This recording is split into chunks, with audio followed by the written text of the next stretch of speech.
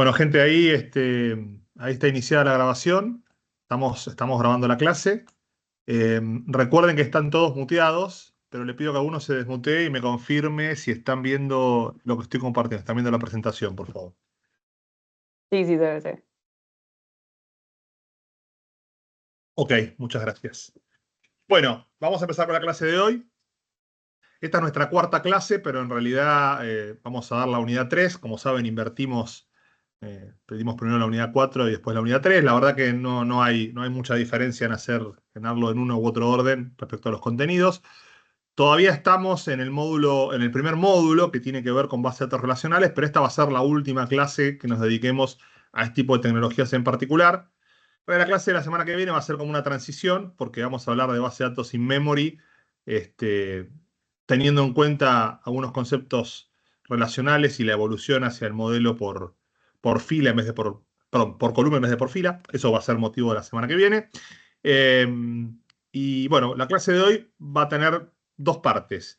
La primera parte la voy a dar yo, más o menos hasta las 8, 8:15, calculo, alrededor de una hora. Ahí vamos a ver la parte de replicación propiamente dicha. Y la segunda parte la va a dar Dolores, que se va a sumar en un rato al Teams. Ahí van a ver federación con ella. Yo igual voy a estar, me voy a quedar, por supuesto. Y después les va a hablar de la práctica que van a tener que hacer y que tienen que entregar de acá a 2 semanas, que es una práctica grupal que las van a hacer ustedes con una máquina virtual que les vamos a proporcionar y que van a tener que responder una serie de preguntas que tiene esta práctica, siguiendo primero un instructivo que ya lo van a ver, ya se lo va a compartir Dolores, y después la explicación, perdón, las preguntas que tienen que responder. Van a tener que entregar esto en 2 semanas, pero la semana que viene van a poder consultar dudas que tengan con esa práctica. Vamos a dejar un ratito de la clase que viene para que Dolores pueda evacuar cualquier duda que surja. ¿Ok? Dicho esto, empezamos nomás. Vamos a cubrir una introducción al concepto de replicación de datos. Vamos a hablar de estrategias de replicación, homogénea, heterogénea y federación, que en realidad es una variante, no es exactamente replicación, pero tiene que ver con el acceso distribuido a los datos. Vamos a hablar de arquitecturas de replicación y vamos a dar 3 ejemplos. Esperen que se me adelantó esto. Vamos a dar 3 ejemplos vinculados a DB2. Mejor dicho, vamos a dar ejemplos en 3 motores de base de datos. Son más los ejemplos, porque hay 2 por cada motor. Vamos a hablar de replicación en DB2, en Informix y en Oracle. La realidad es que prácticamente todos los motores de base de datos relacionales tienen algún tipo de tecnología de replicación. Nosotros elegimos esos 3 por una cuestión de conocimiento del equipo de la cátedra, pero digamos que los conceptos que van a ver acá son extensibles a otros motores como Sybase, como SQL Server, incluso MySQL y Postgres tienen tecnologías de replicación que han avanzado bastante en las versiones más recientes. Así que estos conceptos se aplican, después la diferencia va a ser cómo se implementa en cada motor. ¿Ok? Bien. Pero primero lo primero, tenemos que definir el concepto de replicación. Nosotros definimos a la replicación como un proceso o como el proceso de copiar y mantener objetos y datos, y de estructura y contenido, objetos y datos, de una base de datos en otra u otras bases de datos. ¿Por qué otras bases de datos? Porque vamos a ver que hay escenarios de replicación donde yo puedo replicar un dato desde un punto de origen a múltiples puntos de destino. ¿Okay? O bien, copiar y mantener a la base de datos completa. Y hacemos esta distinción en la definición porque vamos a ver 2 escenarios, 2 arquitecturas de replicación, nosotros lo llamamos de esa manera, o 2 escenarios también se podrían llamar, que son bien diferentes, que apuntan a objetivos distintos y que en general los motores tienen como capacidades diferentes. Quiero decir, 2 formas distintas de replicar según lo que se está buscando. Dependiendo del motor de base de datos, se pueden llegar a mantener varias copias, se puede replicar desde un origen hacia múltiples destinos, tanto en la parte de copiar algunos datos o copiar toda la base completa. En ambos casos se puede hacer eso. Típicamente, esto es casi una obviedad, la replicación se hace a servidores diferentes muchas veces en locaciones físicas diferentes data centers o en diferentes nubes o una combinación de ambos. Un ejemplo que ahora es menos frecuente, pero en una época cuando las comunicaciones no eran tan buenas, era muy común, que era tener servidores en las sucursales, todo lo que era retailer, o todo lo que es retailer actualmente, era muy común que tuvieran servidores en cada sucursal y que hubiera que replicar datos. Insisto, hoy es menos común, pero existe y todavía se hace. Y por supuesto las réplicas pueden ser de solo lectura, o sea, copio los datos para que sean leídos en otro lado, o de lectura-escritura, es decir, que los copio, pero pueden ser modificados y eso incluso puede implicar una replicación en sentido contrario para actualizar al dato en origen. Con los ejemplos esto va a quedar un poquito más claro. Por ahora estamos introduciendo el concepto general. ¿Ok? ¿Qué ventajas nos da esto? Bueno, la primera ventaja es la disponibilidad de los datos, la posibilidad de tener alta disponibilidad porque tenemos los datos en más de un lugar. Puede ayudar a mejorar performance porque si tenemos los datos en más de un lugar disponible y hay concurrencia elevada sobre un servidor en particular, si los datos están en otro lado, podemos, a través de un balanceo de carga, llevar la carga, o parte de la carga de trabajo, mejor dicho, llevar parte de la carga de trabajo a otro servidor que tiene una copia de los mismos datos. ¿Okay? Ahí hay que ver si es posible transaccionar o no, y eso va a depender de cada motor. Si tiene esa capacidad de hacer transaccionamiento, no estoy copiando los datos. También va a depender del tipo de replicación que estemos utilizando o de la arquitectura que estemos implementando. Pero es otra ventaja que se puede lograr con replicación. El procesamiento distribuido, es decir, poder procesar, por ejemplo, en sucursales y después consolidar un dato, un resultado final a una casa central, por ejemplo. Seguridad, porque tenemos más copias de los datos. Esto es una ventaja y una desventaja, porque también al tener copia de los datos en otras locaciones, tengo que multiplicar mis medidas de seguridad en esas otras locaciones, porque si no estoy dejando un punto débil de acceso a los datos, ¿no? Pero bueno, en términos de mayor copia de los datos, obviamente es una ventaja de seguridad. Y por supuesto, mayor tolerancia a fallas.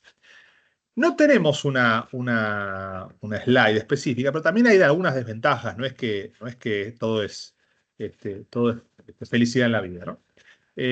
Básicamente hay dos o tres desventajas que podemos tener en cuenta. La primera tiene que ver con el costo. En general, en los motores relacionales, la replicación de una u otra manera puede tener un impacto en el costo de propiedad del producto, ya sea porque se incrementan el costo de licencias, ya sea porque hay que pagar una funcionalidad extra para poder usar la replicación, en fin, dependiendo del motor de base de datos, sobre todo en los productos comerciales, hay un tema de costo. La segunda cuestión tiene que ver con la complejidad, o sea, administrar una base de datos que no replica no es lo mismo que administrar una base de datos que tiene replicación. Eso agrega un poco más de trabajo. En algunas arquitecturas puede ser mínimo, en otras puede ser no tan mínimo, puede tener un impacto bastante grande en el trabajo de administrar esa base de datos. Y lo tercero es que los sistemas de replicación agregan un poco de carga de trabajo en el database server, ¿estamos de acuerdo? O sea que tiene que haber capacidad disponible. En general es algo relativamente bajo, pero no es cero. ¿Okay? Como toda la vida hay pros y contras.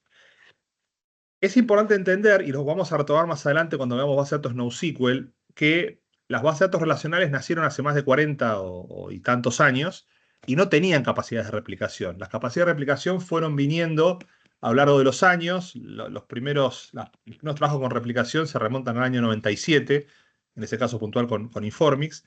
Informix yo creo que ya tenían algo por ahí, otros motores fueron incorporando tecnologías de replicación más adelante. Pero son capacidades que se agregaron con el paso de los años y con el desarrollo de los productos. En el mundo de NoSQL vamos a ver que la replicación es algo que ya viene como de caja con el producto, porque son sistemas distribuidos. Entonces, por ende, la replicación de datos es algo que es prácticamente nativo del producto. Esa es una diferencia que tenemos que marcar y que vamos a retomar más adelante cuando veamos base de datos NoSQL en la unidad 7. ¿Okay? Bien, hasta acá, ¿alguna pregunta? ¿Alguna duda? No, no, todo bien. Muy bien, gracias. Bien. Les hablaba de dos escenarios o arquitecturas de replicación y lo planteamos así porque en general en los productos está distinguido cuál es cuál y qué capacidad se usa para cada caso. El primer escenario es lo que llamamos las arquitecturas de alta disponibilidad, que es básicamente el dibujito que tienen en azul arriba a la derecha de la slide. Hay una base de datos de origen que se replica en otra base de datos de destino que se usa como copia de los datos para asegurar la disponibilidad del servicio. O sea, para asegurar que si le pasa algo al primer servidor de base de datos, el segundo pueda seguir operando.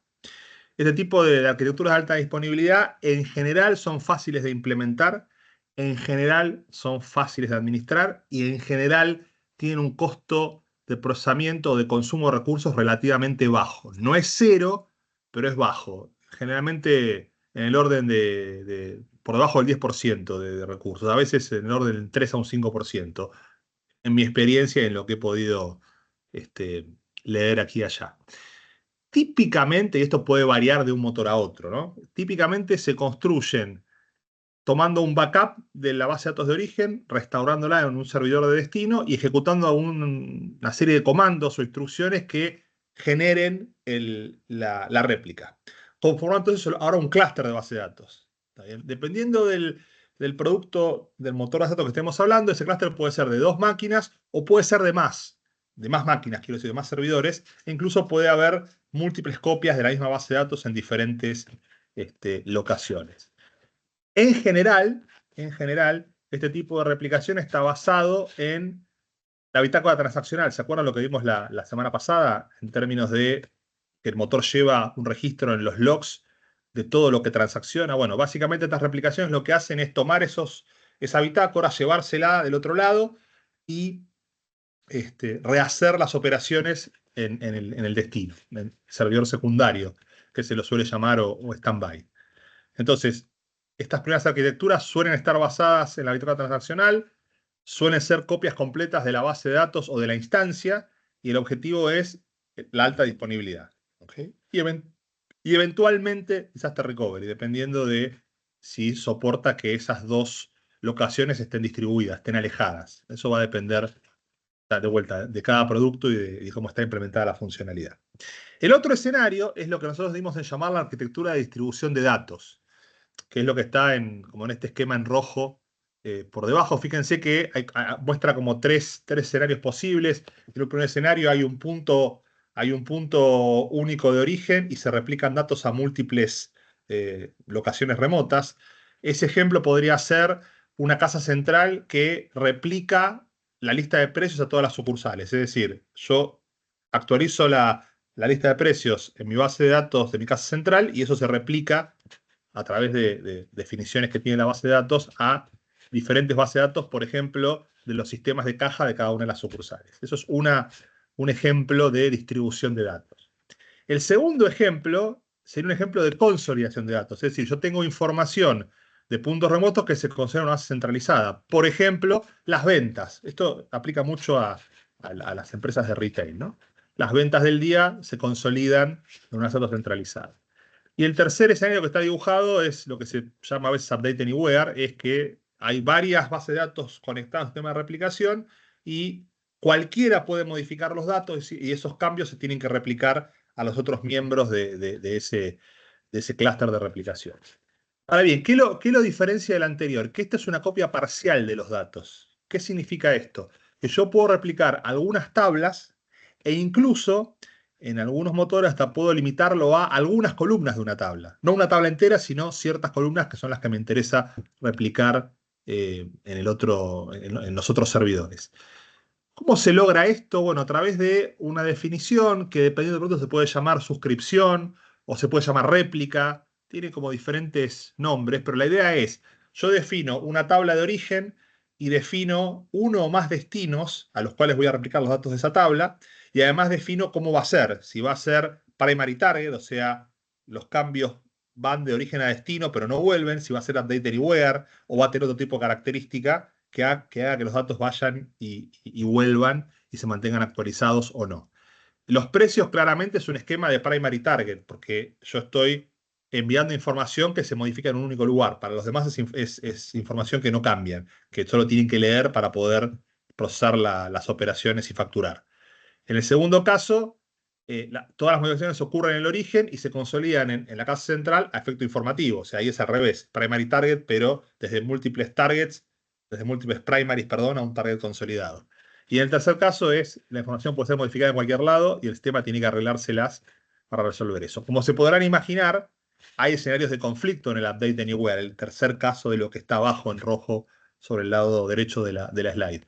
Bueno, los productos tienen mecanismos de resolución de conflictos, varían, algunos pueden ser simplemente por timestamp, el último dato es el que queda. En otros casos puede haber alguna forma programática, por ejemplo con store procedures, de manejar un escenario de conflicto, de colisión, cuando simultáneamente se está modificando el mismo dato en diferentes lugares. En fin, hay mecanismos para resolver eso. Como se podrán imaginar, el escenario de Update Anywhere es el más complejo, ¿no? Distribución y consolidación de datos, que son los dos primeros, es más fácil. Update Anywhere es más complejo, pero en general hay varios productos que lo soportan. También puedo tener procesamiento distribuido, puedo procesar en una locación, ese procesamiento genera datos que se replican, y esos datos que se replican impactan en otra locación donde hago una segunda parte del procesamiento. Como se podrán imaginar, esto es más complejo de implementar y es más complejo de administrar. Porque yo por cada tabla que quiero replicar tengo que crear una o más réplicas o suscripciones para lograr el objetivo. Entonces hay que entender el requerimiento funcional, hay que diseñar el sistema de replicación, hay que implementarlo y hay que administrarlo. Entonces es un poco más complejo. Vamos a ver incluso que después esto puede ser incluso hasta entre diferentes marcas de motores de base de datos. O sea que ahí la complejidad todavía aumenta un poquito más. En general, eso también está basado en la bitácora transaccional, pero ¿cuál es la diferencia? En el caso de arriba, en la arquitectura de alta disponibilidad, en ese escenario, todo lo que se hace en una base de datos se replica en la otra, porque es una copia idéntica de la base completa o de la instancia completa. En cambio, abajo de la bitácora transaccional se extraen únicamente las actualizaciones sobre las tablas que están afectadas por el sistema de replicación y solo eso es lo que se replica. El escenario de arriba puede ser una replicación sincrónica, asincrónica o una cosa intermedia que se llama near sync, que permite cierto nivel de sincronismo. El escenario de abajo siempre es asincrónico, porque hasta que no termina la transacción, hasta que no hay un commit de la transacción, no podemos hacer nada, porque no sabemos si el cambio va a quedar impactado en la tabla. Supóngase una transacción que involucra 3 tablas, pero solo una se replica. Yo hasta que la transacción no hace commit, no me puedo llevar de la bitácora los cambios que ocurrieron en la tabla 3, que es la que tengo que replicar en mi hipotético ejemplo. Entonces, sí o sí va a ser asincrónico. La información va a estar, digamos, modificada y confirmada por un commit en el origen, y recién ahí actúa el sistema de replicación para llevar esos cambios a los destinos. ¿Okay? En cambio, la de arriba puede ser on the fly, y de última, si hay un rollback, el rollback también se va a replicar y se va a impactar del otro lado. Entonces, la de arriba puede ser sincrónica, la de abajo diría que casi nunca, tiene que ser sí o sí asincrónica. ¿Okay? ¿Alguna duda hasta acá? ¿Alguna pregunta? No, por ahora todo bien. Muy bien.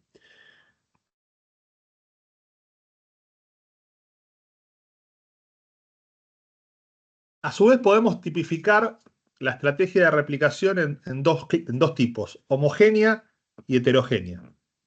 La mayor parte de la parte que me queda a mí dar es replicación homogénea, que es entre un mismo motor de base de datos. Pero vamos a hablar brevemente, antes de que le pase la posta a Dolores, de lo que es la replicación heterogénea, porque también existen esas capacidades.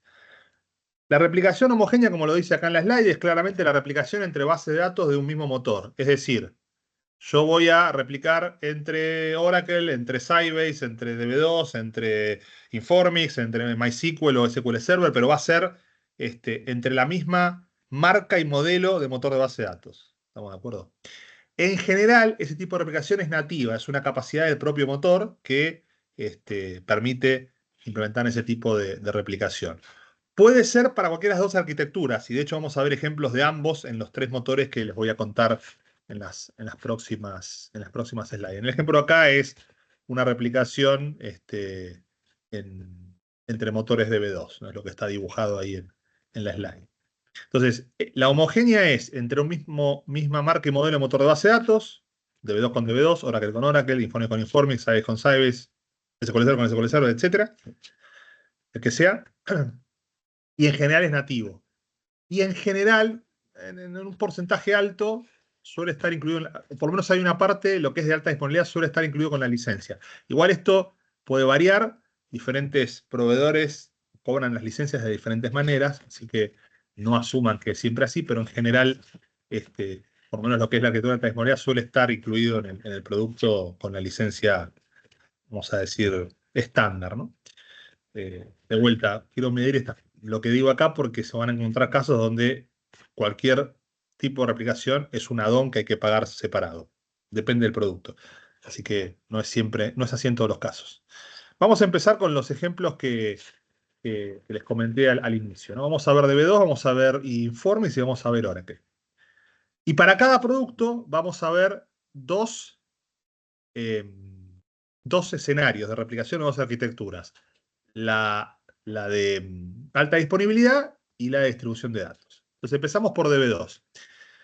Si recuerdan de la clase pasada, les comenté que la bitácora transaccional de DB2 era por base de datos, no por instancia, por base de datos, y era a través de archivos que se denominan log files. O sea, todo lo que DB2 transacciona va a parar a los log files.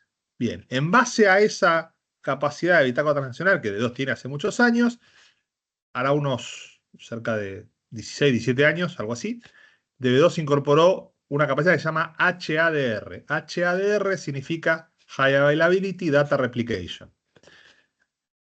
High Availability Data Replication permite replicar una base de datos de un DB2 primario en un DB2 secundario que se denomina standby. Y eso puede hacerse de dos maneras. La primera, que es lo que llamamos activo-pasivo, es el modo standby. O sea, la segunda base de datos, la que está en la máquina secundaria, no tiene ninguna actividad.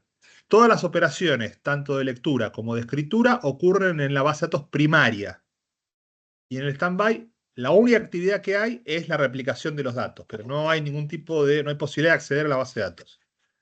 Para yo poder acceder a la base de datos, tengo que promoverla a primaria y tendría que invertir los roles. DB2 tiene unos comandos para hacer ese tipo de cambios. Esta forma de replicación implica que ustedes tienen que tener duplicado el espacio en disco, porque van a tener dos copias de la base de datos, la de la primaria y la de la standby. Por eso va a ser así en todos los ejemplos de alta disponibilidad que vamos a ver en los tres motores. Siempre van a estar duplicando los datos. Se los comento porque hay otros escenarios de alta disponibilidad que ya no son tan usados, pero existen, donde yo puedo tener dos servidores y un storage compartido. Uno es el primario, el otro está inactivo. Acceden ambos a los mismos discos. Si se cae un equipo, el segundo equipo toma la base de datos del storage y sigue operando. Ahí hay una sola copia de los datos, pero eso no nos da alta disponibilidad, porque el storage es un punto único de falla.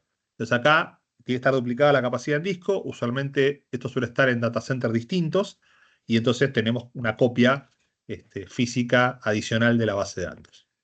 El segundo escenario que soporta DB2 es el activo-activo, pero acá hay que hacer una aclaración importante, porque este activo-activo es de solo lectura. Es decir, yo puedo tener lo mismo que les conté recién, pero en el secundario la base puede estar disponible solamente para lectura, solamente para consulta. Que igual no está mal porque puede usarse para descargar parte de la carga de trabajo, reportería, consultas, no sé, cualquier cosa que sea extracción de información, pero que no se la vaya a modificar hacia el servidor secundario y el primario para la parte de transacción. Esto en general aplica para sistemas OLTP, ¿okay? Por eso hablamos mucho de transaccionamiento. En el caso de DB2, la diferencia es que el activo pasivo, la licencia es más barata, y en activo activo la licencia es más cara, porque se paga por la capacidad de procesamiento del servidor secundario, mientras que en el otro se paga un mínimo por tener el standby. O sea, la de abajo es más cara que la de arriba en términos de licencia de motor de base de datos en el caso específico de DB2. ¿Okay? Entonces, esta replicación es por base de datos, está basada en los log files, está basada en la replicación continua de la bitácora transaccional del primario al secundario. El secundario puede ser stand-by, sin actividad, o puede ser un secundario de solo lectura. Las versiones más recientes de DB2 soportan múltiples secundarios, hasta 3 en la versión 11.5. No chequeé en la versión 12.1 que salió a fin del año pasado, si eso había aumentado. Probablemente lo hayan aumentado. O sea que yo puedo tener una copia primaria, una base de datos primaria, perdón, y múltiples copias, múltiples standbys o secundarios en diferentes locaciones. O sea que puedo multiplicar por 2, 3, etcétera, las copias que tengo de la base de datos a través de este esquema de replicación. ¿Okay? ¿Alguna duda, alguna pregunta? Los escucho muy silenciosos. No, no, va bien, bro. ¿Seguro? Sí, vos seguro porque me prendés siempre el micrófono, pero te agradezco. Pero el Sí, resto, sí. ¿qué onda? ¿Están ahí? ¿Respiran? ¿Cómo va? Sí, sí, todo bien. Muy bien, excelente. Todo bien. Bien, vamos al segundo escenario. El segundo escenario, dentro de DB2, también replicación homogénea, es una cosa que se llama DB2 SQL Replication, que sería el escenario de distribución de datos. El SQL Replication permite definir suscripciones que toman información de una tabla de origen, la extraen y después la transportan y aplican a una tabla de destino. Eso se llama suscripción. Ven que ahí está indicado el subscription set. Bueno, básicamente la tabla de origen son los datos que se modifican en el servidor fuente, como lo indica ahí. Eso va para los logs. Desde los logs hay un programa que captura esa información y la pone en unas tablas de transferencia. Y del otro lado hay un programa de aplicación que aplica esos cambios en el destino. Como ven ahí abajo, esto requiere un componente de software adicional. Entonces ahí es donde aumenta el costo de la solución.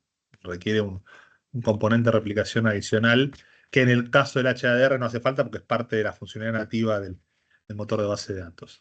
Eh,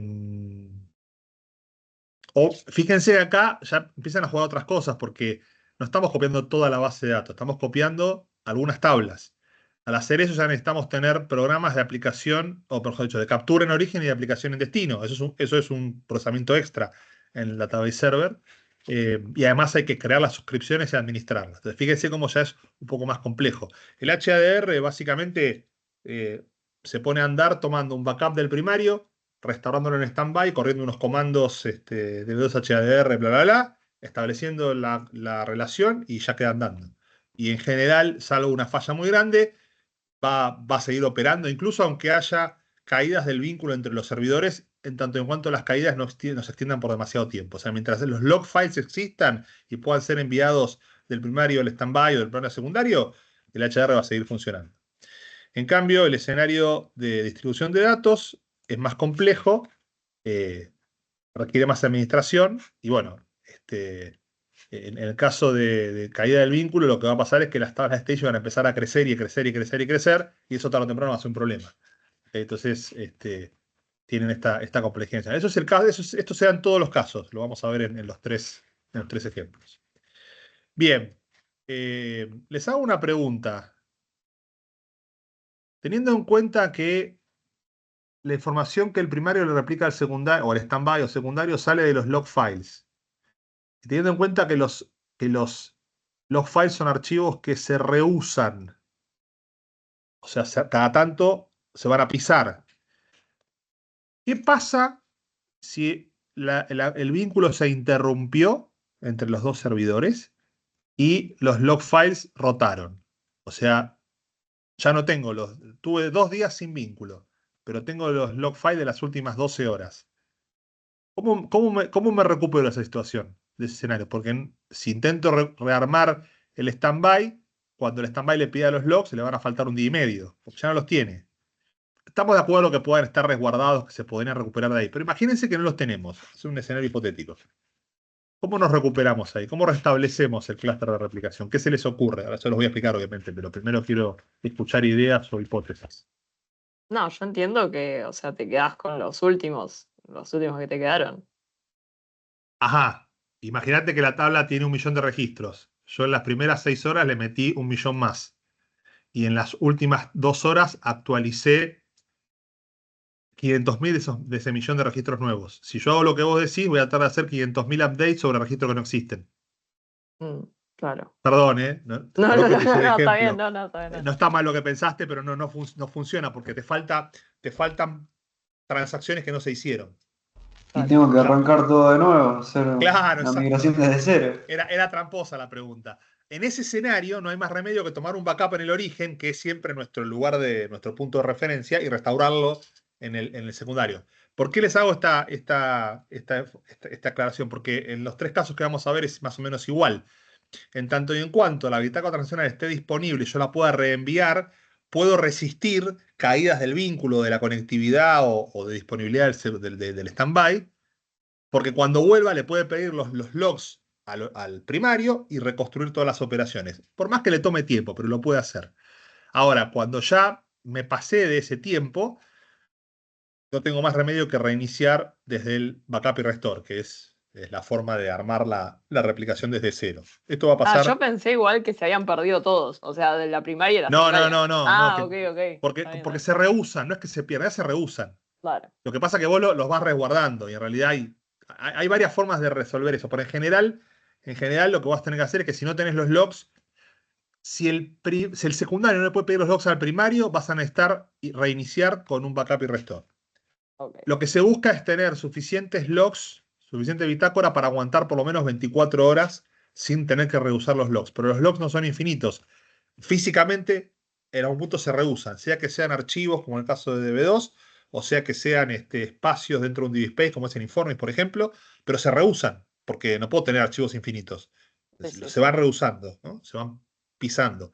Hay ciertas condiciones para que eso pase, hay mecanismos que no voy a entrar a detalle para resolver situaciones en las cuales, ¿qué pasa si el log que voy a pisar tiene una tracción abierta? Bueno, ahí tengo un problema, pues no lo puedo reusar, tiene que cerrarse esa transacción. Bueno, hay un montón de cosas que los motores tienen, mecanismos que tienen para protegerse de eso, pero es importante que sepan que estas replicaciones son capaces digamos, de ponerse al día automáticamente siempre y cuando los logs o bitácoras esté todavía disponible en el servidor primario. Si ya no lo tenemos disponible por la razón que sea, va a haber que hacer un backup y un restore. ¿Ok? Y esto va a ser igual para los 3 ejemplos y en realidad va a ser igual para cualquier motor que tenga este tipo de tecnología porque es algo inherente a la bitácora transaccional. ¿Ok? Bien. Vamos a hablar un poquito de Informix. Similar los ejemplos. El primer caso es Informix HDR o High Availability Data Replication. Vamos a admitirlo a Juan Pablo, ahí está. Es similar a lo que vimos en DB2. De hecho, es tan similar que la tecnología de DB2 está tomada de Informix. Informix tiene esta tecnología del año 95, por ahí, 94, 95. En la versión 6 de Informix se incorporó esta capacidad. IBM compró Informix en el año 2001 y unos años después incorporaron la tecnología a DB2. La especificación sale de lo que existe en Informix. De hecho, Informix tiene una un poquito más avanzada, justamente porque tiene más años de desarrollo. La idea de Informix HDR es, y acá sí es una diferencia con DB2, es que se va a replicar la instancia completa. Yo voy a poder replicar una instancia de Informix de un servidor primario en una instancia de un servidor secundario. Y todos los cambios que ocurran en el primario se van a replicar al secundario. Esto va a aplicar a todas las bases de datos que estén dentro de la instancia. Fíjense que el HDR de DB2 es por base de datos. Si yo tengo una instancia con 3 bases de datos, tengo que tener 3 sistemas de replicación, uno por cada base, porque la bitácora transaccional es por base de datos en DB2. Mientras que en Informix tengo una instancia con 3 bases de datos, como comparten la bitácora transaccional, porque la bitácora transaccional es de la instancia, voy a poder replicar a las 3 con un solo sistema de replicación. Eso tiene que ver con las características que vimos la clase pasada de la bitácora transaccional en uno y otro caso. Entonces, al fin y al cabo, lo que va a pasar es que los logical logs que se van modificando en el primario se van a transferir al secundario y ahí se va a hacer la aplicación de los cambios. Realmente no ocurre a nivel de log file, ocurre a nivel de buffer, o sea, ocurre con una unidad más chiquitita, pero en el fondo el concepto que está dibujado ahí es correcto. En el caso de Informix HDR, siempre es un esquema activo-activo. La base de datos primaria es de lectura-escritura y la secundaria es como mínimo solo de lectura, o si lo habilito también puede ser de lectura-escritura. De hecho, HDR es la base para una tecnología más avanzada que se llama MACH, Multi-Active Cluster for High Availability, que está disponible en la versión 11.1 de Informix, ya tiene unos cuantos años, que permite tener un clúster más complejo con un servidor primario y varios servidores secundarios que pueden ser de tipo HDR, que es el ejemplo que tenemos acá en la slide, de tipo SDS, que son secundarios que comparten el disco con el primario, o de tipo RSS, que son Remotes Standalone Servers, que están en locaciones remotas. Entonces, yo puedo armar un clúster con un primario, un SDS que comparte el disco con el primario, un secundario HDR y dos remote server en locaciones distribuidas completamente alejadas. Y todo eso puede funcionar como un clúster integrado e incluso hasta puedo transaccionar en diferentes, en cualquiera de los servidores si habilité por configuración la lectura-escritura. Por defecto es solo lecturas, los secundarios son solo lectura por defecto, pero se puede activar ese cambio. O sea, es una solución un poco más compleja que permite implementar lo que se denomina disponibilidad continua, o sea, porque puedo, puedo seguir operando aún con varios escenarios de caída y de pérdida de data centers, servidores o lo que sea que suceda. Y como puedo tener locaciones distribuidas, también puedo estar prevenido de algún desastre que puede impactar una inundación o algo por el estilo, un impacto más, un evento masivo, perdón, que puede impactar, por ejemplo, varios data centers en la misma ciudad, por dar cosas que han pasado, les aclaro, lamentablemente. Así que bueno, eso es lo que tiene con HDR. Es similar al HDR de B2. Insisto, la explicación es básicamente la misma, con las diferencias de implementación de cada motor. Por otro lado, para lo que es distribución de datos, Informix tiene una segunda capacidad que se llama... Ah, perdón. En el caso de Informix igual es parecido al de DB2. Si se utiliza el secundario para lectura o para lectura-escritura, el costo de licenciamiento aumenta versus a tenerlo solo replicando y que haga a las veces un stand-by, aunque permita igualmente la lectura. ¿Ok? Les decía, el escenario de distribución de datos es con Informix Enterprise Replication o Informix ER. Esto es algo que también tiene sus años, desde el año 97-98. Ahí fue cuando hice mi primera implementación. En ese momento era una tecnología desafiante porque era muy nuevita, pero bueno, cosas que pasan.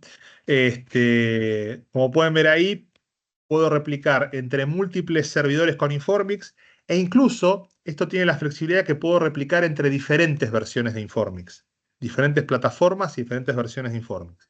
Es más flexible que el HDR que nos va a pedir misma versión del motor, misma plataforma, que sean servidores similares. No digo iguales, pero muy similares. En cambio, ER es mucho más flexible.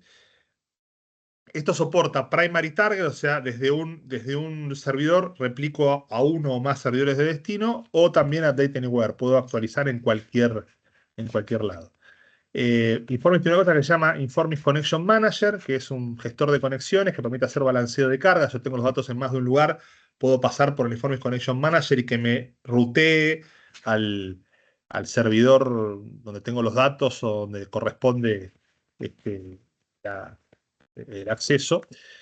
Esto también aplica para los clústeres de Mac que vimos antes. Y esta tecnología, así como HDR es la base para Mac, esta tecnología es la base para lo que se llama Flexible Grid, que permite manejar un conjunto de instancias de Informix como un clúster unificado, incluso pudiendo replicar no solo modificaciones de datos, sino también operaciones de administración del motor. De manera que yo puedo conectar el clúster, hacer un cambio y ese cambio se replica. Y ya no me refiero a los datos, me refiero a operatoria del motor, administración. Se replica a lo largo de todo el grid. Eh, Esto también permite soportar Data Sharding y Query Sharding, que es una capacidad de compatibilidad con modo NoSQL, que lo vamos a ver más adelante, lo vamos a ver en la unidad, algo de la unidad 7 y sobre todo en la unidad 10. Así que se los dejo ahí como un comentario que vamos a retomar más adelante. Así que en el caso de Informix, así como teníamos HDR o SQL Replication en DB2, tenemos HDR y Enterprise Replication en el caso de Informix. ¿Alguna duda hasta acá? ¿Alguna pregunta? No, vamos bien. Estoy chequeando. Déjame chequear una cosa. Ok. Ya estoy, ¿eh?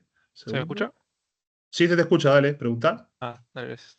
Eh, a mí me entró la duda cómo se comparten los logs. O sea, porque Ah, si es, si es activo buena o pregunta. sea, si es activo o pasivo, me imagino que los logs lo puedo tener o mandar un batch cada tanto, una porción, pero si es No activo funciona así. activo, Pará, no funciona así, pero te lo explico en informes, que es lo que estamos hablando, pero esto es similar en todos. Cuando haces una operación en el primario, sí, esto nunca.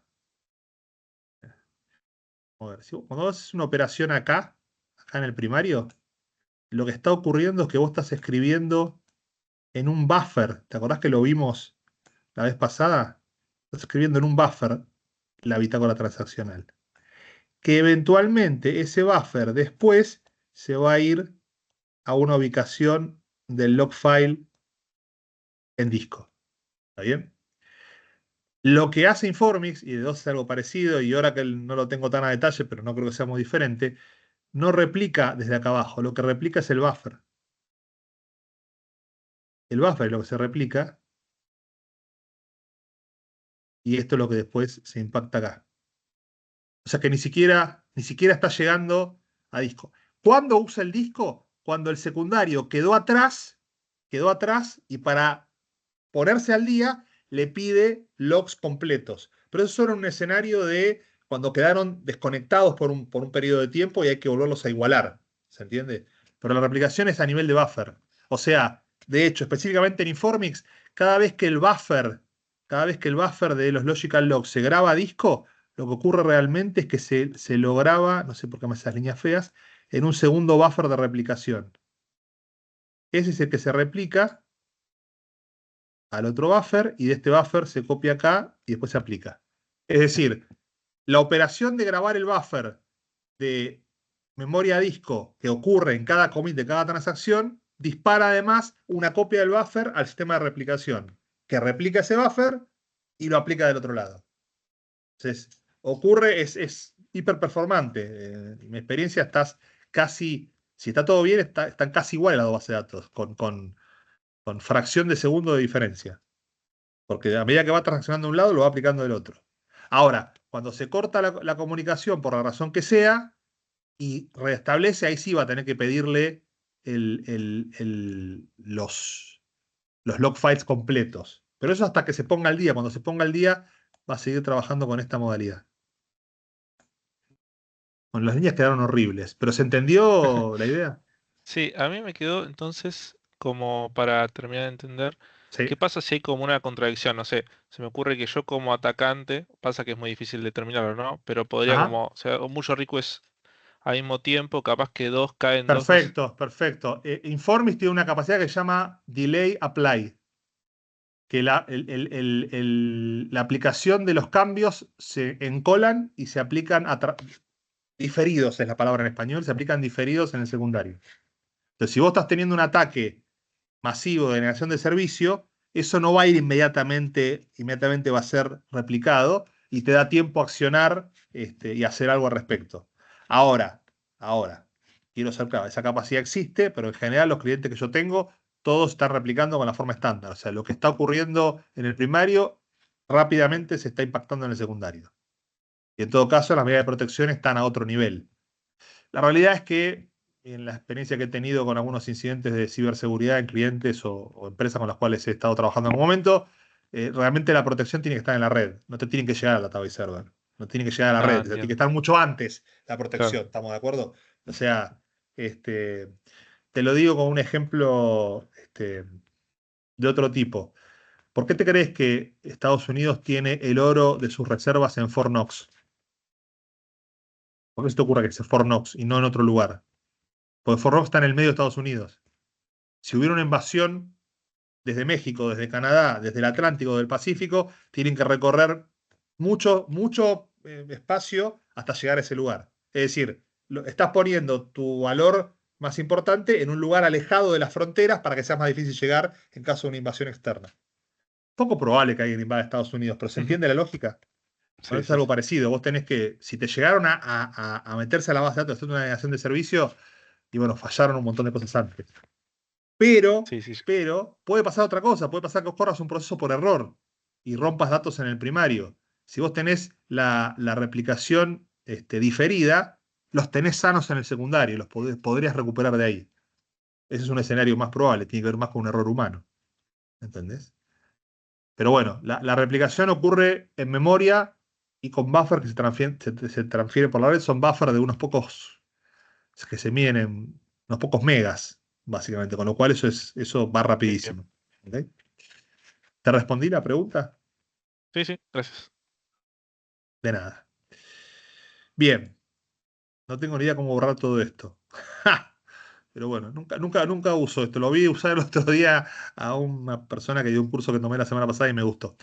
Pero Profe, no creo me que es queda, clic no tengo derecho práctica. y te deja ahí limpiar todo, algo así, creo. ¿Clic derecho? Sí, no te deja pantalla y Borrador. borrar todas las entradas. Ahí te dice. Ah, bueno, está bien. Ah, mira. Bueno, sí, pero yo soy profe a la antigua, entonces borro con el Está borrador, bien. gracias. Nunca lo había usado, ¿eh? La primera vez que lo uso, doy clase hace 28 años, chicos, y con esta modalidad hace como 5, pero nunca lo había usado. ¿Se entendió? No se entendió? Séanme sinceros y sinceras. ¿Se entendió lo que dibujé o no se entendió un cuerno? Porque si no se entendió, lo hago de otra manera la próxima vez, ¿eh? ¿Se No, sí, entendió? sí, se entendió. Se ¿Se entendió. entendió? Bueno, gracias. Bien, vamos con Oracle. Esa sería la última parte, casi la última parte de mi presentación. Dolo, ¿estás en la clase ya? Parece que no. No veo. Sí, sí, estoy acá. Lo que pasa es que no me activaba el micrófono. Ah, hola Buenas Dolo, ¿cómo noches, estás? ¿cómo están? Hola, buenas noches, buenas noches. No, me falta poquito y ya te paso la posta. Eh, bien, mismos escenarios en el caso de Oracle. Para lo que es el escenario de alta disponibilidad, tenemos una cosa que se llama Oracle Data Guard, que es una capacidad que tiene dos formas de trabajo. Un activo pasivo, donde la base de datos primaria es para lectura y escritura, y la base de datos secundarias no tiene ningún tipo de actividad, es un stand-by. Es parecido al primer escenario que vimos con el HADR de DB2. También está basada en la guitarra transaccional, que en el caso de Oracle, como vimos la clase pasada, se llaman Redulogs, ahí están dibujados, y esos Redulogs se van pasando al stand-by, donde se va reaplicando las operaciones. O el escenario activo-activo, que es lectura-escritura en la base de datos primaria y solo lectura en el secundario. Y ahí fíjense que lo hace como si fuera un streaming. ¿Qué significa esto? Que es parecido a lo que les dibujé en el caso de informes. A medida que los Redulogs se van impactando, esa información se va transportando y aplicando en el servidor secundario, en la otra copia de Oracle. En el mundo Oracle estos se denominan como replicaciones físicas, ¿ok? Porque yo estoy copiando, típicamente un sistema Oracle es una instancia y una base de datos, y yo estoy replicando todo eso. En realidad, en las versiones más nuevas hay conceptos de multitenancy, con lo cual se podría llegar a tener más de una base de datos en una misma instancia. Pero bueno, más allá de eso, que es específico para multitenancy, vamos a hablar de multitenancy más adelante en la clase 8. Digamos que acá estamos replicando el sistema completo, la instancia completa con la base de datos que contiene. ¿Ok? Por otro lado, en el caso de la distribución de datos, Oracle es un concepto que se llama Materialized View Replication, que básicamente se define una vista materializada en el origen, que toma las modificaciones del origen y se las lleva al secundario. Obviamente es activo-activo, obviamente es lectura-escritura de ambos lados, y se habla de una replicación lógica porque no me llevo todo el sistema, sino que solo las tablas para las cuales definí las vistas materializadas. ¿Okay? Fíjense que en DB2 se llaman suscripciones, en DB2 SQL Replication, en Informe ICR se llaman réplicas y acá se llaman vistas materializadas. Pero es el mismo concepto, es la forma en que cada motor define qué es lo que voy a replicar de un lugar a otro, a diferencia de llevarme toda la base de datos o toda la instancia a efectos de alta disponibilidad. Esto mismo lo van a encontrar en Sybase, lo van a encontrar en Postgres, lo van a encontrar en MySQL. MySQL no sé si tiene tanto la parte de distribución de datos, pero la de la alta disponibilidad también la tiene, e incluso en SQL Server. Lo que va a pasar es que difiere la terminología, difiere la forma de implementación, puede haber más o menos limitaciones, más o menos cantidad de servidores involucrados. Van a variar esos detalles, pero los conceptos los van a encontrar en cualquier motor relacional de los comerciales e incluso en los de código abierto que también son de uso frecuente. Hace poco descubrí que Postgres de la versión 16 para acá incorporó capacidades nuevas de replicación muy, muy interesantes. Postgres es un muy buen motor de base de datos. Así que bueno, yo sabía que tenían capacidades para lo que es alta disponibilidad. No lo tenía tan claro respecto a distribución de datos, pero sí han ido incorporando en en estas versiones más recientes este tipo de capacidades y algo parecido, pero no lo profundicé tanto, ocurre con MySQL. ¿Okay? Así que estos conceptos se extienden a otros motores. Bien, para ir cerrando mi parte, la otra estrategia de replicación es la heterogénea. Y la heterogénea, y esta slide siempre me queda rota, la heterogénea tiene que ver con replicar entre diferentes motores. Por ejemplo, replicar entre un Informix, un Oracle y un DB2. Ahí ya no es una capacidad nativa de cada base de datos. Ahí en general lo que tenemos es un producto externo que es capaz de disponibilizar agentes que pueden leer de cada fuente de datos los datos que se requieren. Usualmente los sacan de la bitácora transaccional porque la idea sigue siendo la misma, pero esas suscripciones o réplicas después pueden ir a diferentes destinos. Entonces, estos productos lo que aportan son agentes para hacer la captura en origen y la aplicación en destino, pero que se puede hacer sobre diferentes motores. Ahí puse 3 ejemplos. El InfoFear Change Data Capture, que es de IBM, que se llama también InfoFear Data Replication, pero ahí me quedó mal en la slide. Cuando la vean en Google Drive se ve bien. Acá se me corrió un renglón para abajo y quedó tapado por el gráfico. Attunity Replicate incluso permite replicar con base de datos en mainframe y Informatica Data Replication, que está mal escrito, pero voy a corregir, me acabo de dar cuenta ahora. Son 3 ejemplos de muchos productos que hay, que en general no son vinculados a un motor de datos, sino que son productos heterogéneos. ¿Okay? Dato de color, CDC de IBM es un producto que originalmente era una empresa llamada Data Mirror. Data Mirror fue comprada por IBM hace unos 15 o 16 años, algo así, un poco más. La responsable de desarrollo del producto vive en Canadá, es argentina y fue alumna mía hace como un montón de años, hace muchos, muchos años. De hecho, fue de la primera camada que di clase, se fue a vivir a Canadá y cosas de la vida, terminó siendo la responsable de desarrollo de lo que hoy es CDC, que es básicamente un sistema de replicación heterogénea. Y lo que tuvieron que hacer, y me lo contó ella cuando nos vimos en varias oportunidades, es tuvieron que desarrollar los agentes para poder sacar la información de cada motor de base de datos, a veces sin tener documentación detallada de cómo hacerlo, lo tuvieron que hacer medio a ciegas con la documentación que había disponible, pero lograron construir un agente para cada motor y de esa forma ofrecen, como los otros productos, una solución de replicación heterogénea. Bueno, estamos. ¿Alguna duda, alguna pregunta? Bueno, yo le voy a pasar la posta a Dolo. Solo quería, si me deja ver. Ahí está, ya apagué cámara. Todo tuyo, Dolo, anda avisándome y voy pasando las slides. Tengo además la PPT de la práctica después para compartir cuando me indiques, ¿ok? Vale, perfecto.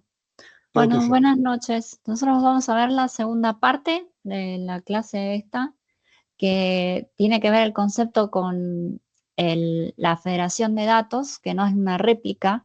En este caso no hay copia de datos, sino que hablamos de una visión unificada de los datos en una base de datos que puede leer o tomar datos de bases de datos relacionales o de fuentes no estructuradas. Esto permite entonces a las aplicaciones que nosotros conectemos a esta base federada acceder a distintos tipos de datos como si fueran una fuente única o como si estuvieran localmente en esa base de datos federada. Pásame a la que sigue. Ahora lo vamos a ver en el esquema.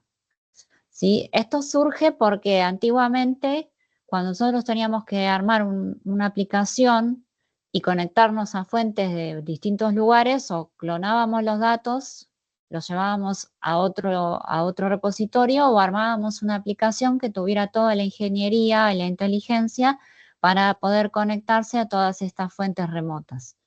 El concepto de federación surge ahí entonces para poder tener esta visión unificada en un solo repositorio, en una sola base de datos, y que desde ahí tenga objetos que se puedan conectar a las fuentes remotas. En la práctica nosotros vamos a trabajar sobre un producto de IBM que, no me tapes el dibujito, no, Mariano. Vamos a trabajar con un producto de IBM que es IBM Federation Server, ¿sí? Y ahí vamos a ir viendo las distintas partes ahora a continuación en la clase. Pásame a la que sigue. Ah, una cosita más. Acá en la diapositiva ven en la parte de abajo, en la forma horizontal, tenemos todo lo que es no estructurado. Fíjense que hay distintos tipos de fuentes.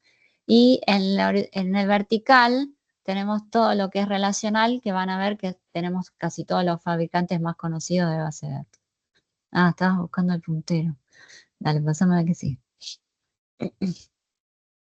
Bueno, como yo decía hace un rato, la problemática que resuelve este concepto y estos productos tiene que ver con todo lo que era el desarrollo, los tiempos que llevaba el desarrollar esta aplicación con un montón de inteligencia, que no permitía una conexión a una sola base de datos, sino que había que hacer distintas conexiones, que quizás eran distintas APIs o distintas tecnologías. No se podían hacer join entre tablas si uno tenía datos en Excel y datos en tablas relacionales, sino tenía que llevarse los datos, entonces ahí uno empezaba a tener réplicas, datos redundantes, o sea, el mismo dato en distintos lugares, y si uno necesitaba tener una visión unificada, tenía que empezar a reemplazar sistemas o modificar para ir agregándole esta inteligencia para poder ver los datos como si fueran una vista única. Ahora vamos a ver las características. Pásame una, Mariano.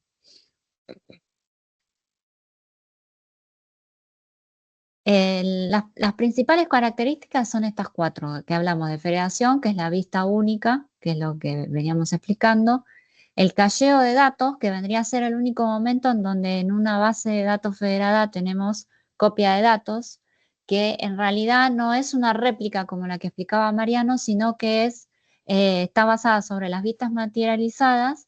Entonces, los datos que se cachean son el resultado de una consulta que tiene que tener funciones agregadas. Tiene que seguir las mismas reglas que una MQT de una base de datos relacional, ¿sí? En este caso, el producto que estamos usando trabaja la base de datos federada sobre un DB2, ¿sí? Entonces, en este caso, al armar una MQT, tendríamos que seguir las reglas de las MQT en DB2, pero casi todos los productos son similares.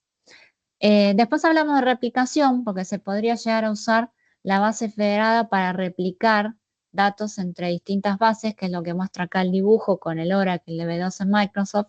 Lo hace con distintos triggers y procedimientos y va replicando. Lo que pasa que, bueno, si uno tiene bases del mismo proveedor, le convendría usar las réplicas nativas, como explicaba Mariano hace un rato. Y hablamos de transformación, porque al levantar los datos siempre desde la base de datos de DB2, los vamos a ver como tablas, con filas y columnas, y los vamos a poder manejar con SQL. Entonces, en lo que es la arquitectura, Mariano, pásame la que sigue. Ahora vamos a ver la arquitectura a gran escala, que sería esta, y en la diapositiva que sigue vamos a ir metiéndonos más adentro del producto. Entonces, la capa de más abajo siempre son las fuentes remotas o las fuentes de origen, que tenemos casi todos los tipos de datos que hay hoy actualmente, ¿no? Ya sean estructurados o no estructurados.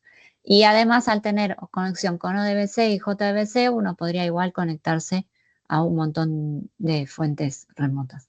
Después, bueno, tenemos la capa de la base de datos, donde están ahí todos los conceptos de caching, réplica, transformación, query. Ahí hay un montón de otros conceptos que son propios del DB2, porque este producto se podría instalar sobre una base de datos de B2 completa, entonces uno tiene más funcionalidades. Es esa capa que está marcando Mariano. Y después están por arriba, vendrían a estar las APIs que existen en el mercado, la más conocida JBC y ODBC, que nos permiten conectarnos a cualquier aplicación que uno desarrolle que está en la capa de arriba de todo, ¿no? Cualquier aplicación de un lenguaje que permita conectarse a esta base de datos federal. Si ahora expandimos la arquitectura del servidor, pásame, Mariano, que es el cuadrado este del medio, vamos a ver que tenemos el producto con ciertos objetos y los clientes que hay que instalar, que corresponden a los proveedores de base de datos, ¿sí? Que son las que tenemos acá del lado derecho de la pantalla, que son los distintos proveedores de base de datos, y abajo están los archivos de configuración que corresponden con ese cliente. Cuando uno instala este producto de federación, lo que recomiendan siempre es cuando uno va a trabajar con base de datos relacionales, es instalar el cliente del proveedor, porque la conexión siempre se hace para cualquier proveedor de base de datos, es de la base de datos a los drivers del cliente y luego de ahí a la base de datos, ¿sí? Cuando yo estoy cuando estoy en una aplicación. Acá vendría a ser lo mismo, en vez de tener la aplicación, tengo la base de datos federada que se va a conectar a través del cliente a las fuentes de remotas. Del lado izquierdo tenemos los lenguajes, distintos lenguajes de aplicaciones, es para que, digamos, lo tengamos presente. Ahora, los objetos que tenemos que crear en la base de datos federada sobre este producto que vamos a probar son esos que mencionan ahí, que es el wrapper, los servers, el user mapping y los nicknames. Los wrappers son las bibliotecas que para bajarlo a tierra serían DDLs en Windows y .so en Linux, que son los que tienen la inteligencia para poder conectarnos al cliente propietario de la base de datos y poder hacer digamos, el diálogo. Después tenemos los servers, que vendría a ser al objeto en sí de la fuente remota, no al objeto, a la fuente en sí del que yo me quiero conectar. Entonces, supónganse que tengo una base de datos Informix, voy a tener un wrapper que apunta al Informix, pero el server va a apuntar a la base de datos que está dentro del Informix, ¿sí? Porque yo podría tener varias bases de datos en el Informix. Entonces, voy a tener que tener un server por cada base de datos a la que me quiera conectar.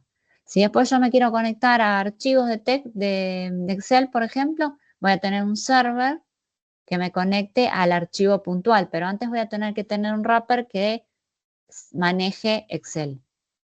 Para lo que es el mapeo de usuario, esto es generalmente se usa para lo que es bases de relacionales, porque yo vengo de la conexión de una base de datos y me tengo que ir a otra base de datos. Y como cada base de datos tiene su propia autenticación, yo le tengo que decir, el usuario que está conectado en esta base de B2 se va a mapear a tal usuario con tal clave en la base de datos remota y de ahí va a tomar los privilegios para ejecutar lo que necesite ejecutar en la base remota. Y los nicknames sí apuntan al objeto en sí al que me quiero acceder, que no es un sinónimo, ¿sí? Es un puntero, o sea, sí o sí tengo que crear el nickname a la tabla o a la vista que yo quiero ver en la base de datos o al objeto Excel o al archivo de texto o a lo que me quiera conectar, ¿sí? No sé si alguien tiene una pregunta o una duda o se entiende hasta acá. Sí, sí se entiende. Siga. Entonces, cuando hablamos de ventajas y desventajas, lo que se tiene que acordar de ventajas vendría a ser todo lo que soluciona de la problemática que habíamos hablado antes. Entonces, como me facilita la programación porque no tengo que armar esa inteligencia dentro de la aplicación, voy a reducir los tiempos de programación, los tiempos de migración entre productos o entre bases de datos, voy a disminuir los tiempos y los costos de manejo de redundancia de datos o réplicas.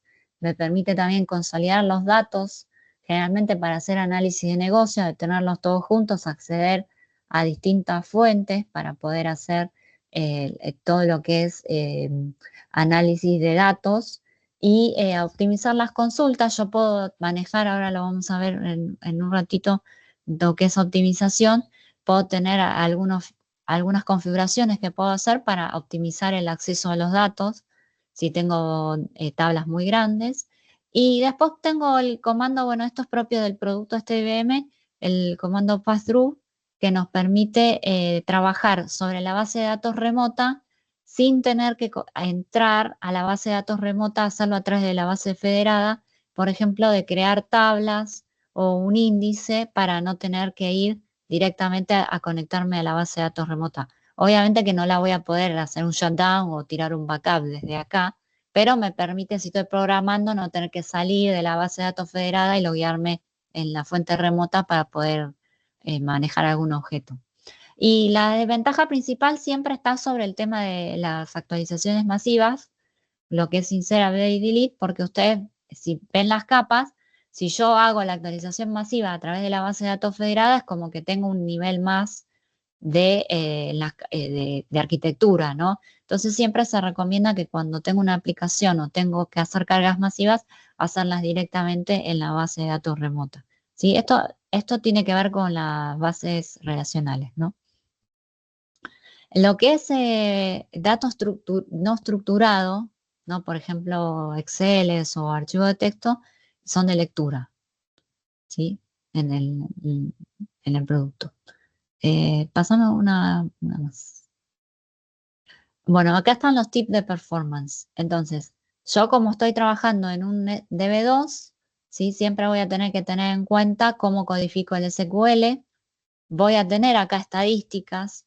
No son estadísticas de tablas o de índices como se hace en una base de datos común, digamos, o en las fuentes remotas, sino que tenemos estadísticas sobre los nicknames. Ahí lo que hace la base de datos federada es conectarse a todos los diccionarios o catálogos de las bases de datos de remotas y traerse la información al catálogo de la base de datos federada sobre las tablas, los tipos de datos, los índices y toda la información que le va a servir para tomar las decisiones. Esto tiene que ver con las operaciones de ejecución y con esto que está puesto ahí abajo que dice push down.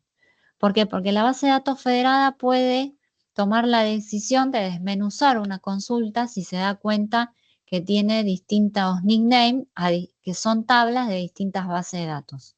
Entonces puede dividir y mandar los filtros a la base de datos que le corresponda para disminuir la cantidad de datos que se tiene que traer. Y eso tiene que ver con la performance de la red y la performance de los servidores. Porque yo si tengo una red con mala performance, quizás digo, bueno, no, que me traiga la menor cantidad de datos y yo hago el último join en la base de datos federada. Ahora, si mis servidores remotos son poco performantes, quizás prefiero traerme los datos más completos o sin filtrar y termino de operar y hacer todas las operaciones en la base de datos federada. Eso es configurable. Por default siempre hace push down. ¿Sí? Bueno, sigamos a la que sigue.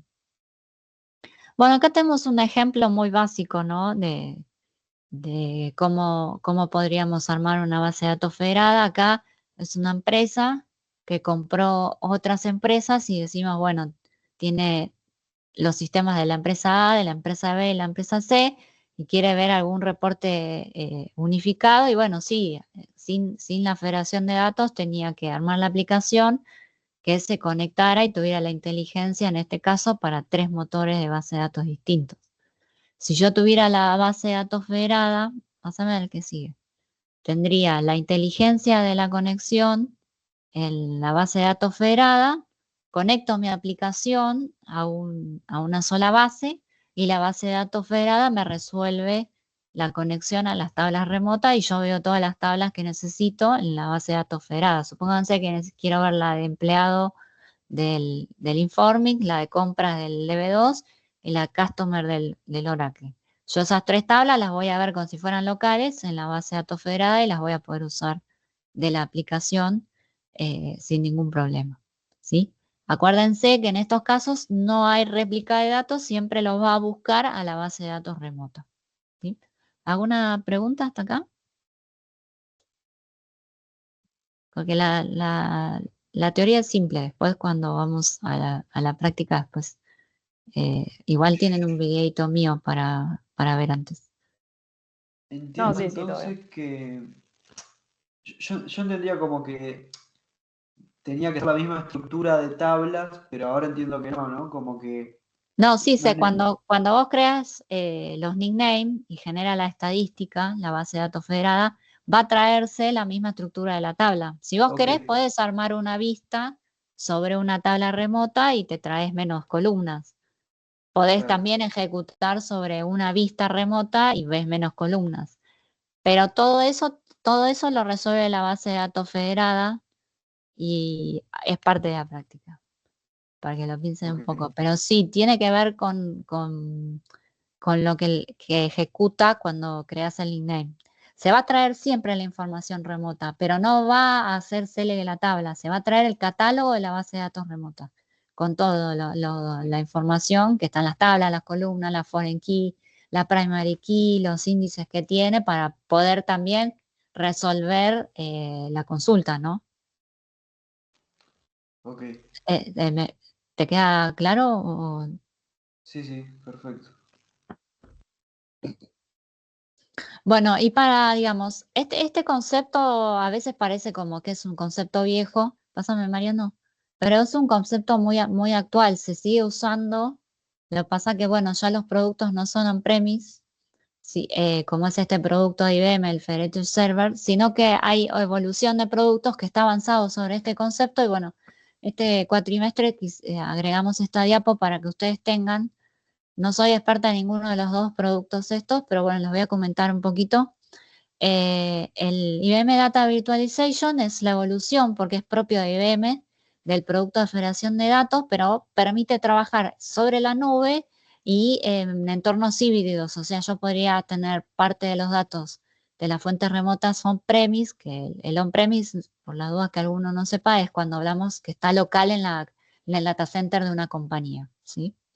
Y podría tener parte en la nube.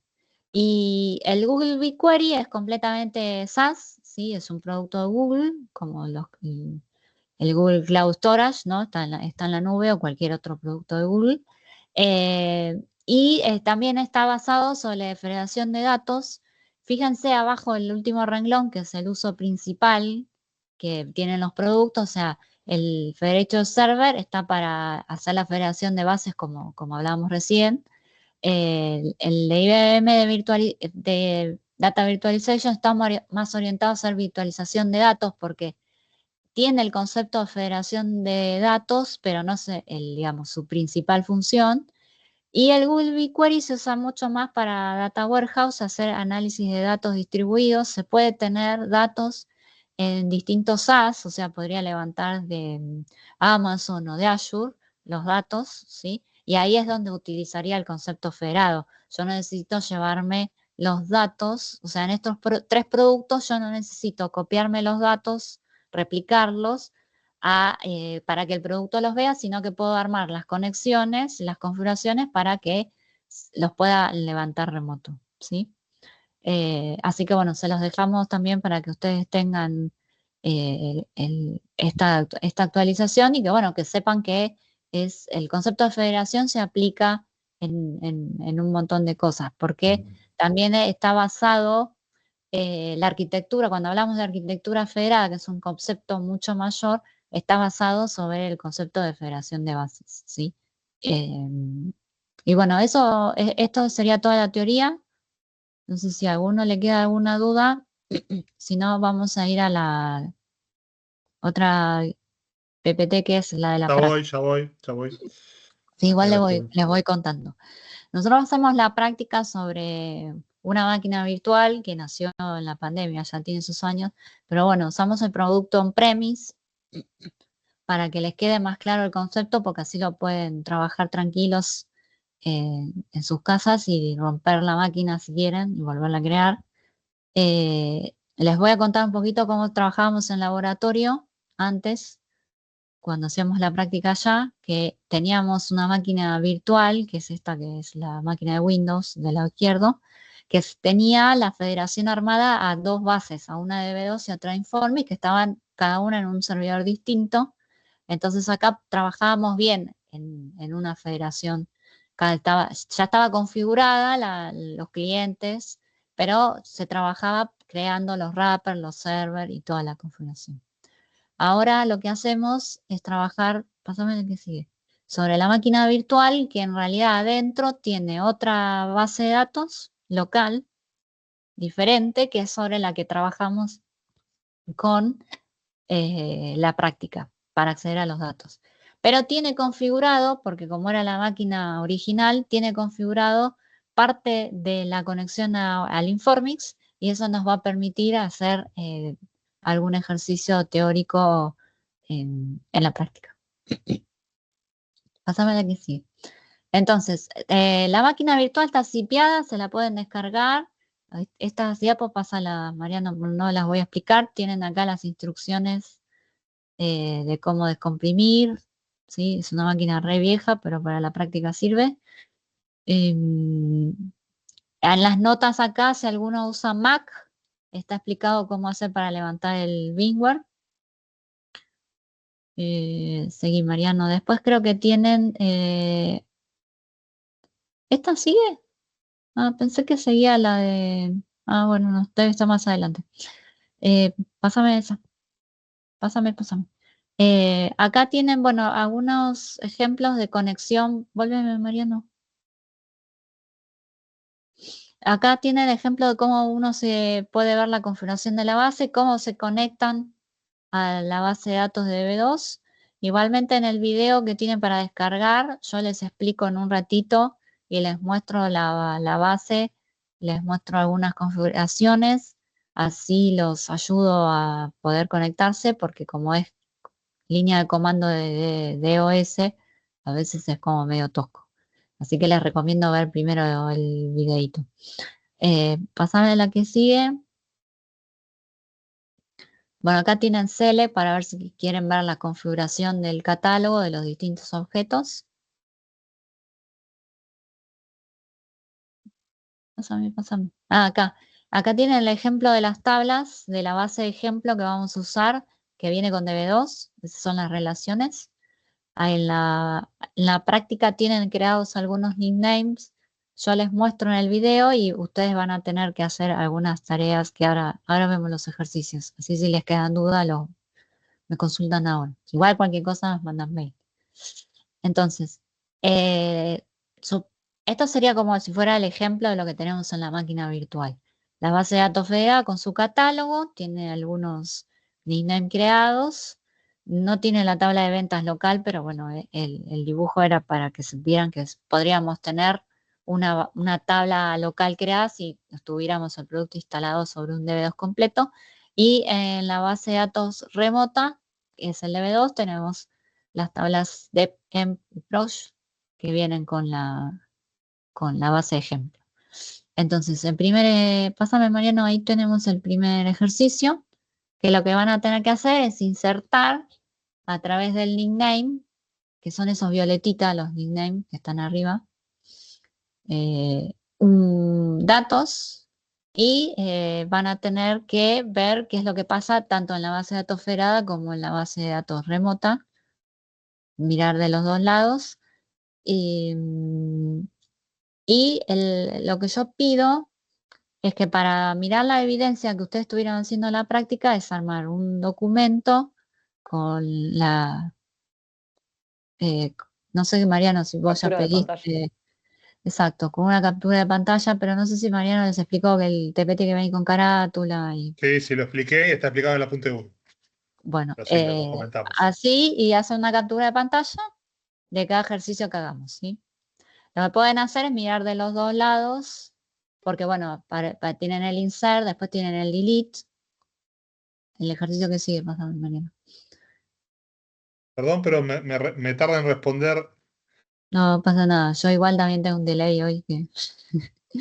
No, pero esto es local en mi máquina, no sé por qué me tarda en responder el paso del salto de página, pero bueno, ahí está, perdón. Ahí tienen el delete.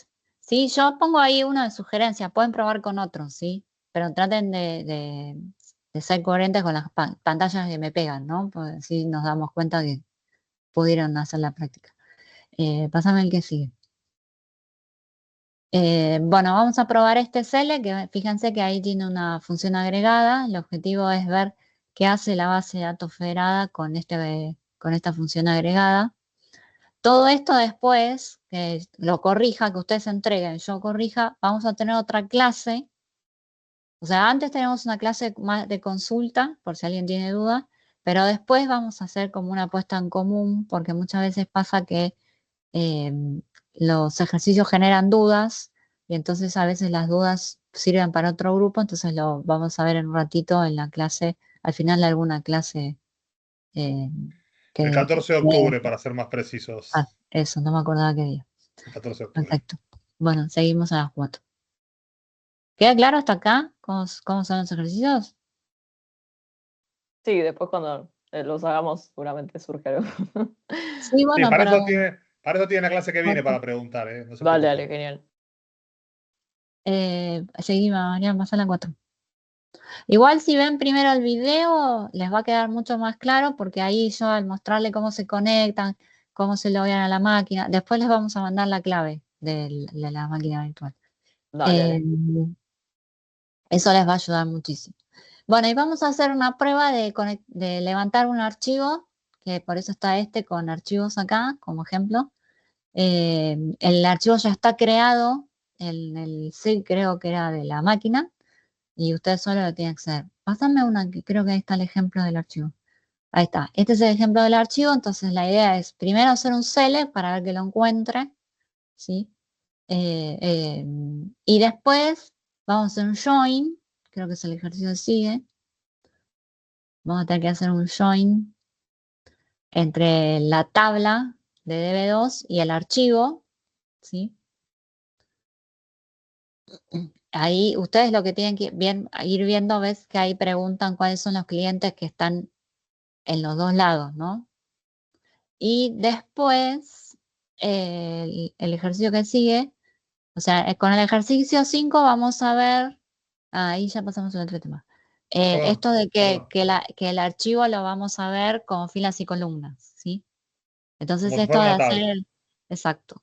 Entonces esto de hacer el select con el join es para realmente verlo en vivo, de que estamos viendo que podemos trabajar los datos y hacer filtros, ¿sí?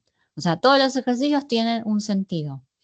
Y ahora la otra parte, ejercicio 6, 7 y 8, no los vamos a poder practicar porque no tenemos la parte del Informix, pero por eso se las conté al principio y a mí me gusta dejarlos porque nos permite a mí después terminar de explicar algunos conceptos que son más complicados y no de terminar de entender. Pásame al 6, así los vemos, vamos a repasar los 3. Entonces, en el 6, que este tiene que ver con la pregunta que hacía Juan Pablo, me parece, que es qué tipo de datos uso en cada fuente remotas, tanto en la fuente remota de B2 como en la Informix, cuáles son los tipos de datos que tengo en las tablas y cómo los puedo ver, ¿sí? Y esto me da pie a mí después a explicar en la clase de puesta en común algunas cosas conceptuales. ¿Alguien dijo algo? Me pareció. No, no. El 7, sigamos con el 7. Tiene que ver con la ejecución de los triggers y de los procedures en la base de datos remota. Entonces, acá, suponiendo que yo tengo un names que apunta a la IFX items, que es la tabla del Informix, la más abajo, que tiene un trigger, esa tabla, la pregunta es, ¿qué operaciones se van a ejecutar cuando yo dispare ese insert? O sea, ¿qué es lo que pasa por abajo internamente entre la base de datos federada y en la base de datos remota eh, cuando yo ejecuto ese insert? Sabiendo que tengo un trigger en la otra base, ¿sí? Es para pensar un poco, después igual lo charlamos todos juntos. Y el último es el desafío del error, que no lo van a poder probar no sé si les va a dar exactamente el mismo error, pero fíjense que en la primera línea yo estoy tirando un comando de crear un nickname, ¿sí? Que se le pone el nombre, se pone el nombre del servidor, del objeto ese que yo les explicaba, que se crea, el nombre de la instancia, del esquema remoto que tiene la tabla, que es la tabla dep. El nickname lo creó, pero cuando hago el select me da un error. Entonces, lo que tienen que pensar ustedes es cuáles serían las formas de solucionar este error y después lo vamos a poner en común y charlar. Ya les aviso de entrada que hay 2 formas, ¿sí? De solucionarlo. O sea, hay grupos a veces que encuentran una, hay grupos que encuentran 2, pero bueno, igualmente lo vamos a hablar en clase. Y esto creo que es el último ejercicio. Sí.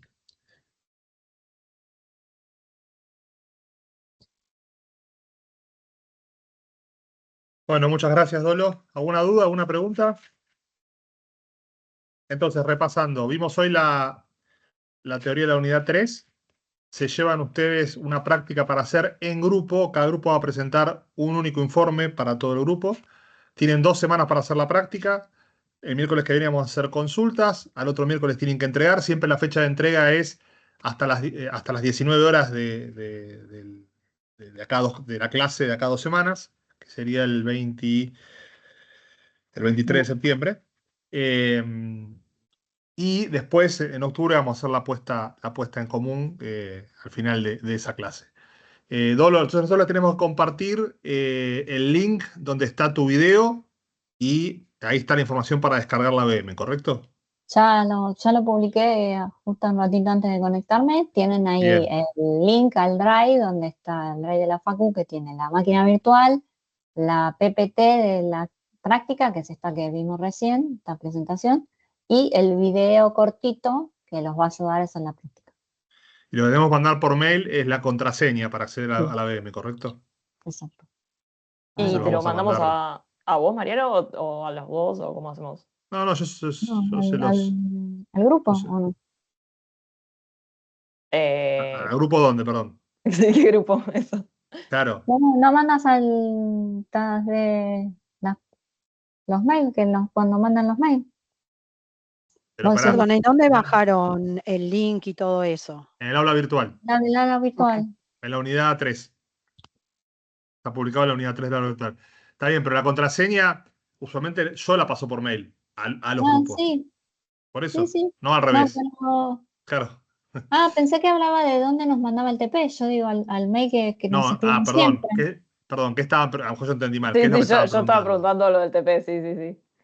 Si los Ah, TPs, todas las entregas se mandan a claro, tasdutn@gmail.com. por Sí, eso digo al eso mail sí. del Genial, grupo. genial, listo, listo. Eso sí, eso como siempre. Perdón, yo dije al grupo, pero es el grupo de No, Ciudad. es el mail de la cátedra.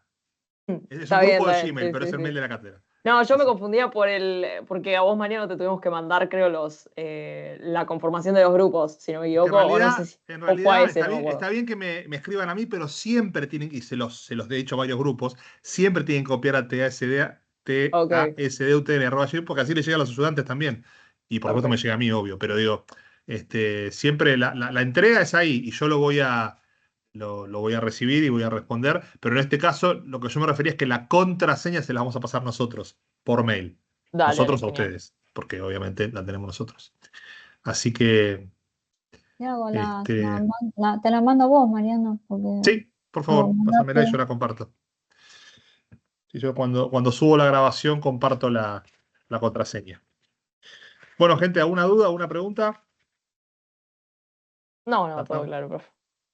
Estamos sobre la hora, así que voy cerrando la grabación y bueno, nos vemos. Recuerden que la semana que viene también es virtual y después tenemos 3 clases presenciales en Medrano, ¿ok? Así que martes que viene nos vemos por acá. Gracias, Dolo, y nada, Bueno, estamos en contacto. Dale, Cuídense muchísimas mucho. gracias. chau, chau. Chau, chau, nos vemos. Chao, Muchas chao. gracias. Un beso. Chau, A chau. ustedes, adiós. Gracias.